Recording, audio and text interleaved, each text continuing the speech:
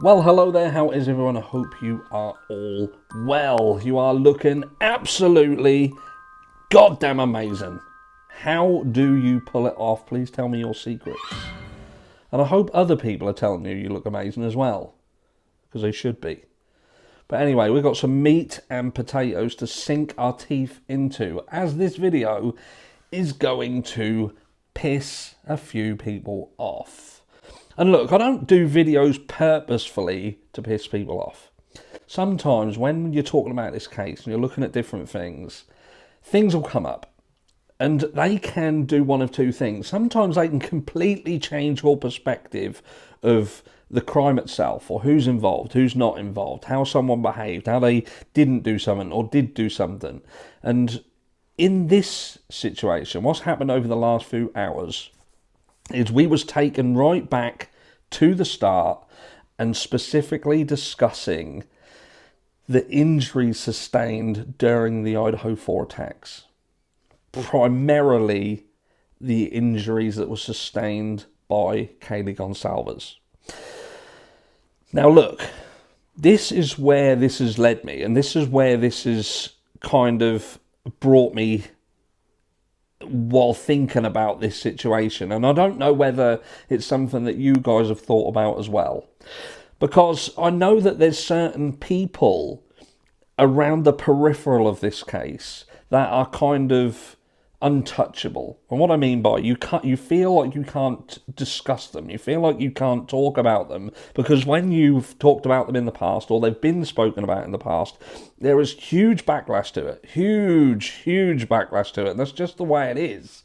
It was very, very similar in the Summer Wells case versus the Michael Vaughan case. Everybody could pretty much say whatever they wanted in the Summer Wells case. They could say anything. They could talk about the parents and pull the parents apart, rip them to absolute pieces. But in the Michael Vaughan case, you couldn't. Now, the people around the Michael Vaughan case, they were threatening people. They were doing their own media campaign to threaten and stamp out anything that was said negatively. There was threats being made. People lost their jobs over the Michael Vaughan case. And at the very foundations of them, they were very, very similar cases. They were cases where a child went missing because of, at the very least, a overly relaxed methodology. I was trying to say, fuck that right up, didn't I? Of parenting. They took their eye off the ball and the child suffered. So at their fundamental core, these cases were pretty much identical. It was just a case of what parents looked the part and what parents didn't. And in this case, in the Idaho 4 case, we see the same. We see people who are labelled as victims when they're survivors. And, you know, there's arguments as to, did they survive? Were they lucky? Were they just in the wrong place at the wrong time? Or some people say, well, they're in the right place at the right time because they survived and they didn't get attacked. Were they ever in any danger whatsoever? And we will never know. But people have varying opinions. The 8-hour time delay, we know, is a bone of contention for many, myself included. But some people are simply off limits, and as soon as you start talking about them, it brings a huge backlash. And one of them people has been Brent Kopacka. Brent Kopacka. This is an ex-military guy. And look, what I'm going to say before I go on and people lose their shit is that I'm not saying that Brent Kopacka did this crime. I'm not saying that at all.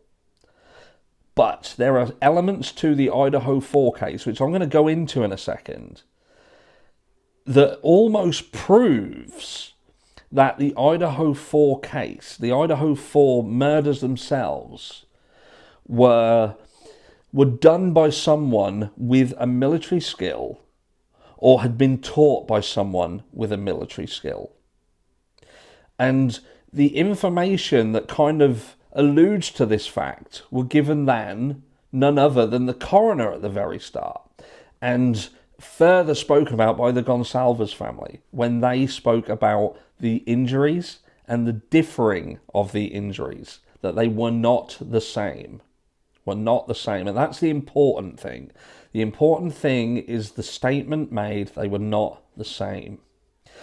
Now, two things could be here, and everybody has thought about the fact that it could have been two weapons. It could have been two people. But I don't think anybody has ever spoken about the fact that this could be one person, but using the weapon differently. And what do I mean by that? So first of all, what we've got to talk about is yesterday we spoke quite briefly on Kaylee Gonzalez and her injuries, the fact that she had been seemingly attacked. And I'm hoping that many of you have gone over, you found it eventually. The link to the video in the video yesterday was in the description, right at the top of the description box. If you look on your phone, it's there. It's a little YouTube symbol with some words next to it. But that takes you to this, and they talk about the specific injuries that would render Kaylee Gonzalez... They didn't know it was her. Let's just put it that way. And that's what we felt could have been a delay in the Gonzalez family being told, because they needed to identify her. And that led me to this. It led me into a hunt to learn about the weapon in question, the weapon that we have been led to believe is a weapon that was used in this crime. And look, I learned a lot. Now, I could sit here and I could tell you about when it was manufactured, who it was manufactured from, why it was manufactured, the fact that it was manufactured to replace a knife that kept on failing, and so on and so forth, the way it was designed. And that's all interesting for people who are interested in that. But what I found the most interesting was this. Now, if someone says to you, what's a knife used for? You will automatically think, right, that's used for... it's a stabbing implement. The K-bar knife, apparently, from a military perspective, was never meant for that. It was a secondary thing. It was trained, and when they went through the training of how to use this, it was primarily a slash weapon, a slashing weapon. And I'm trying not to go too in depth and but you get my picture. You get what I'm trying to say. And when you match that specific detail of how the military were trained in close combat to utilize this specific weapon, that goes hand in hand with what you hear about the Idaho 4 case.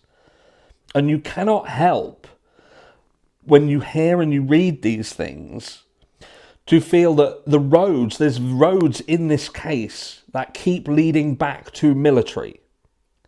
Now, the Brent Kopacka situation is still ongoing. It's not closed. And I think to myself, if this was simply a guy who was in the military, he sadly suffered a brain injury that would lead him to suffer from PTSD for around 16 years. This would obviously be something that he would have his ups and his downs. And at the point with which he lost his life, he was obviously having some form of episode that would lead him to threaten the lives of roommates who have never come forward publicly. There's never been, from what I can find, there's never been a conversation with these people. Have never been identified as people who have come forward and told their story. And this entire situation is very, very cloak and dagger. I read long ago, or heard long ago, that at the point with which Brent Kopacka lost his life, the roommates weren't even in the room. He was barricaded in the room himself. So they had actually got away, whether he'd let them out or whatever. But I digress. Point being, if this was just as simple as this situation, then why is this situation still ongoing?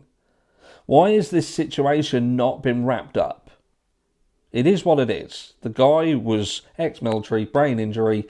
He had an episode. He threatened roommates. He put them at risk. He put the public at risk, and SWAT responded within the realms of the law and what they were legally able to do, and executed someone who posed a threat to the public. Done deal, case closed. That's it, done. Why are we a year down the road and this situation has not been put to bed? Now, we can all speculate. We can all speculate and say Brent Kopacka and Brian Koberger knew each other. They You know, they seemingly came from similar places, and they took the similar journey across the country to Washington. And even in Washington, they lived a relatively close life. Now, you could argue that if Brent Kopacka had these proclivities and he was going to become this murderer, would he have not sought out or befriended someone he felt he could utilize, he could learn from, he could obtain skills and information and knowledge? And maybe that's just the connection. Maybe Brent Kopacka was always the guy, and he learned what he needed to learn within a relationship with Brent Kopacka. We know that Brent Kopacka knew of Brent Kopacka, or at least he knew of the situation, because he himself mentioned it during the traffic stop that we were all privy to. So he was watching, he knew. Now, some people quite rightly pointed out that if Brent Kopacka was the person who had done this crime with Brent Kopacka, then why would Brent Kopacka have asked at the point of his arrest if anyone else was arrested? But again, we don't know if that's 100% accurate. And maybe there was more than 2 people, maybe there was 3. There are elements of this case that would lead you to believe that's a possibility, and that came from the mouths of James Fry himself when he alluded to the fact that the white Hyundai Elantra that they were looking for had occupants within it. Occupants meaning more than one person.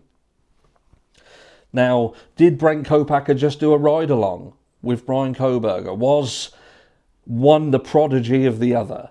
Was the methodical thought processes that Brent Kopacka obviously has, were they able to manipulate someone who was indeed suffering?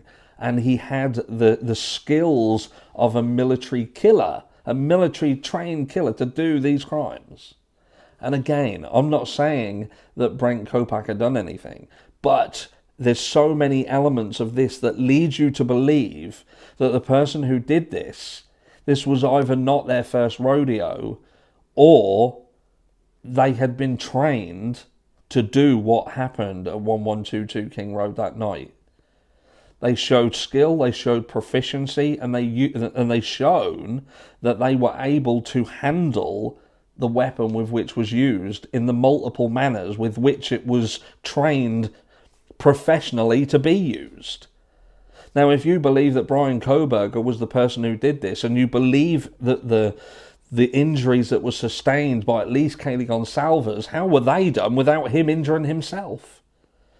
Now, I'm a 6'2" tattooed lump, and I've, been in situations in the past where we've had scuffles, my family have a boxing company within it, and I've done boxing. You punch someone, your hand's going to swell up.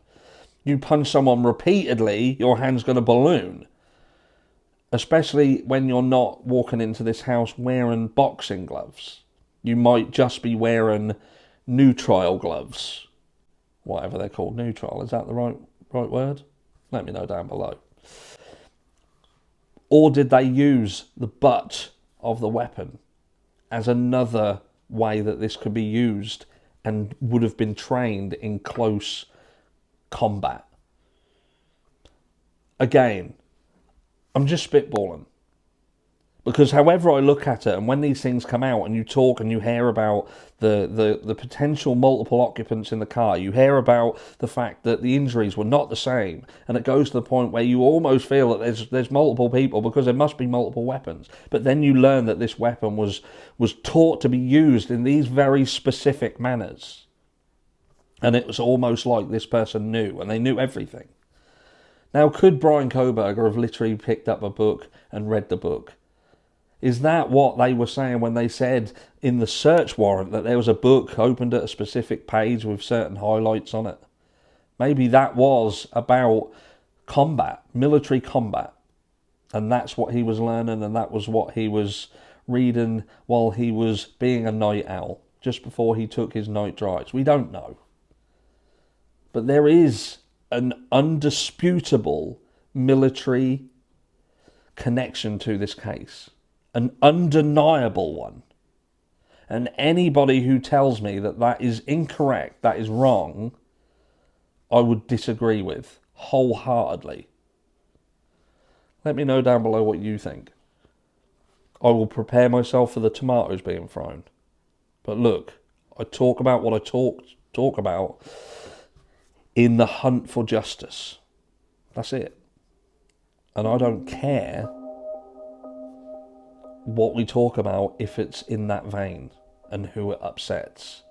The hunt for justice isn't always pretty, and it doesn't mean that all we're ever going to talk about is the palatable. Sometimes we have to talk about the unpalatable. I'll catch you all in the next one.